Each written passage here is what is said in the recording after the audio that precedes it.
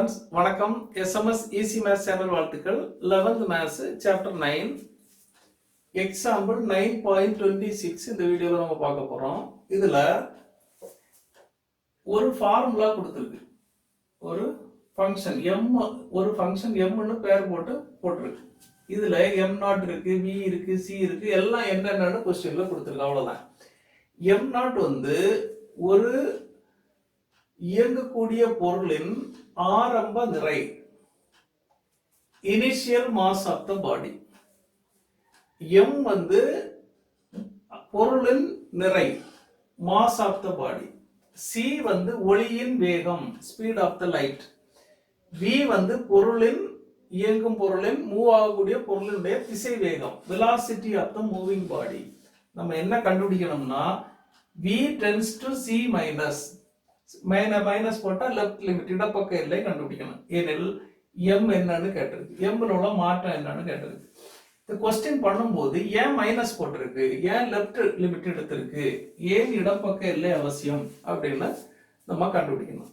அதாவது v tends to c minus ஆகும்போது m ல என்ன மாற்றம் வரும், m ல என்ன சேஞ்ச் வரும், m என்னன்னு கேட்டிருக்கு.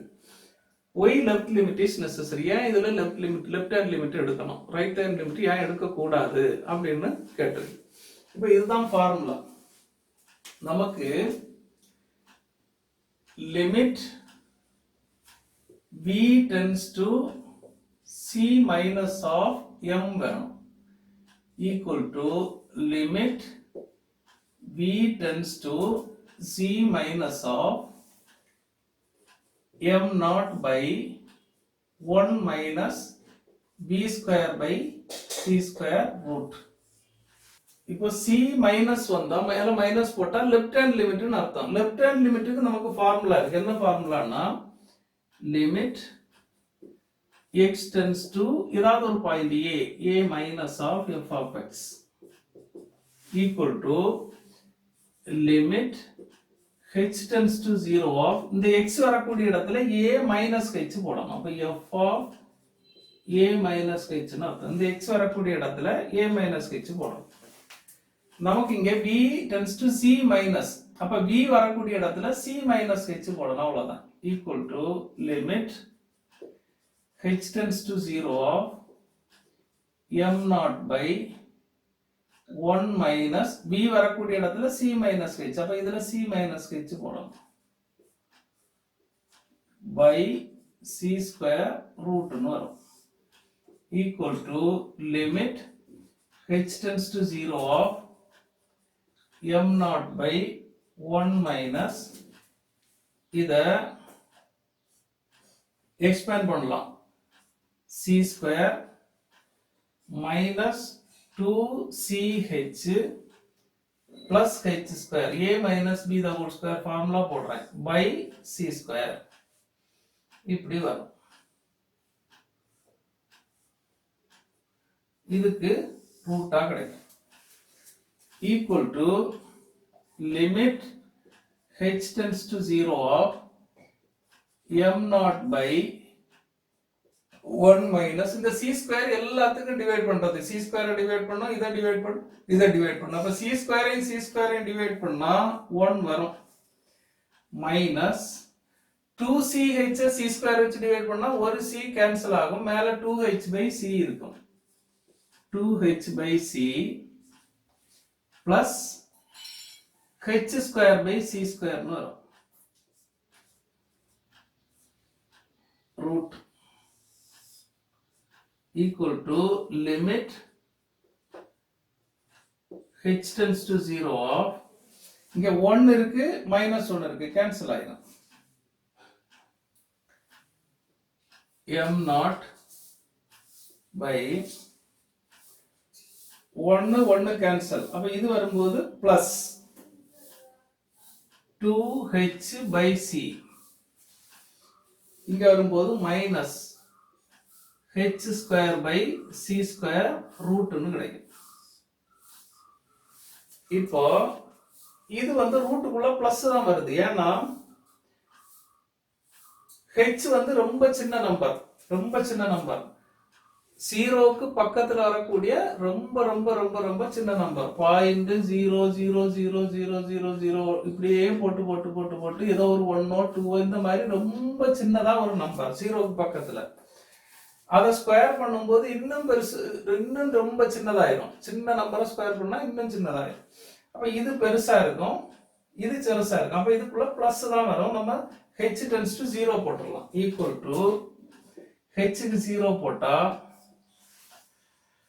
இது 0 ஆயிரும், இதுவும் 0 ஆயிரும். அப்ப ரூட் ஆஃப் 0ன்னு வரும். Equal to m0/0. ஃபிராக்ஷன்ல கீழே 0 வந்தா இது tends to infinity-ன்னு ஆயிரும். அப்ப m tends to infinity. அப்போ v tends to c minus எனில்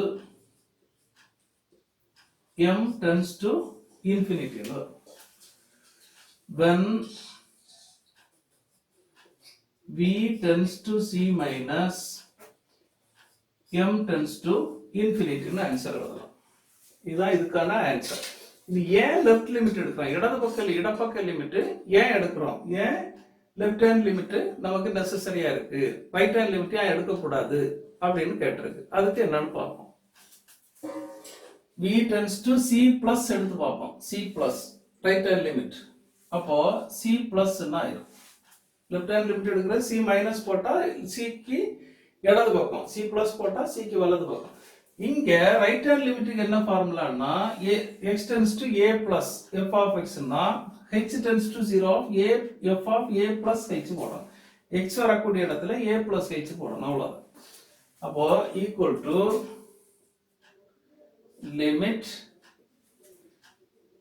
h tends to 0 of m0 by 1 minus b வரக்கூடிய இடத்துல c plus h போடணும். x வரக்கூடிய இடத்துல a plus h போடுவோம். அப்ப v வரக்கூடிய இடத்துல c plus h போடணும். c plus h the whole square by c square னு வரும். இது root equal to limit h tends to 0 of m0 by 1. இதுல c square LCM எடுப்போம். இப்போ c square LCM எடுத்தா இதுல c square வரும், இங்க c square வரும். c square minus c plus h the whole square by c square. இது அவ்வளவு ரூட்டுக்குள்ள equal to limit h tends to 0 of m0 by இங்க c square minus c plus h the whole square root. இது root போட்டா c ஆயிடும். இங்க கீழே c வந்தா இது மேல போகும்போது c, இங்க டினாமினேட்டர்ல by c ன்னு இருக்கு. c ஸ்கொயருக்கு ரூட் எடுத்தா c வரும்.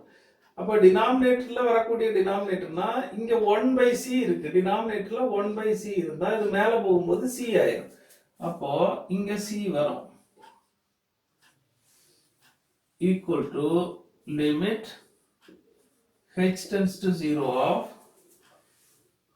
m0 c by c square minus இதுக்கு ஃபார்முலா போடலாம் a plus b the whole square, a square plus 2ch plus h square இப்படி வரும்.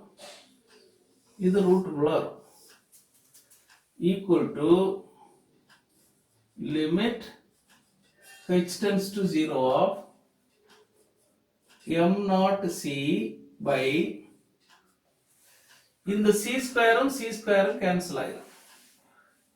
c ஸ்கொயரும் c ஸ்கொயரும் கேன்சல் ஆயிடும். அப்ப இது மைனஸ் குள்ள வரும். மைனஸ் 2ch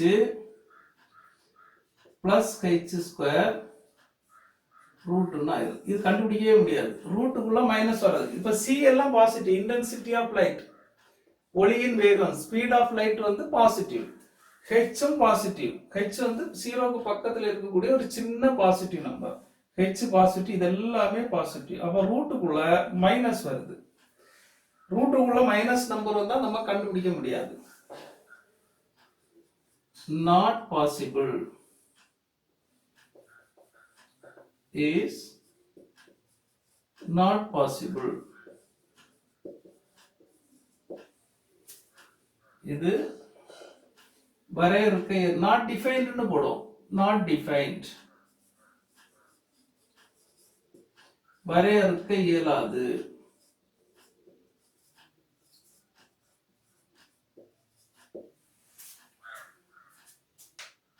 ரீசன் நம்ம இதை பார்த்த உடனே தெரியும். நாட் டிஃபைன்ட் ரூட்டுக்குள்ளார மைனஸ் நம்பர் வருது. நாட் டிஃபைன்ட்னு போடலாம். அப்போ ரைட் லிமிட் எடுத்தா பாசிபிள் இல்ல, லெஃப்ட் லிமிட் எடுத்தா இது டென்ஸ் டு இன்ஃபினிட்டின்னு நமக்கு ஆன்சர் வருது. அது இன்ஃபினிட்டி பெருசா வரும்னு நமக்கு ஆன்சர் வருது. இதுல வந்து கண்டே பிடிக்க முடியாது. அதனால நம்ம இது யூஸ் பண்ண மாட்டோம். லெஃப்ட் ஹேண்ட் லிமிட்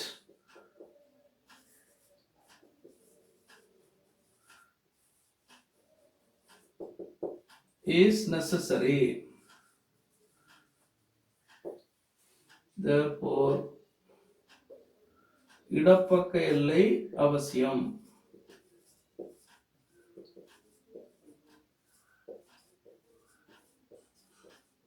அப்படின்னு நம்ம ஆன்சர் எழுதுனா போதும். ஓகே ஸ்டூடெண்ட்ஸ், இந்த வீடியோ உங்களுக்கு ஹெல்ப்ஃபுல்லா இருந்தா லைக் பண்ணுங்க, உங்க ஃப்ரெண்ட்ஸுக்கு எல்லாம் ஷேர் பண்ணுங்க, கமெண்ட் செக்ஷன்ல கமெண்ட் பண்ணுங்க, இந்த சேனலை சப்ஸ்கிரைப் பண்ணுங்க. தேங்க்யூ.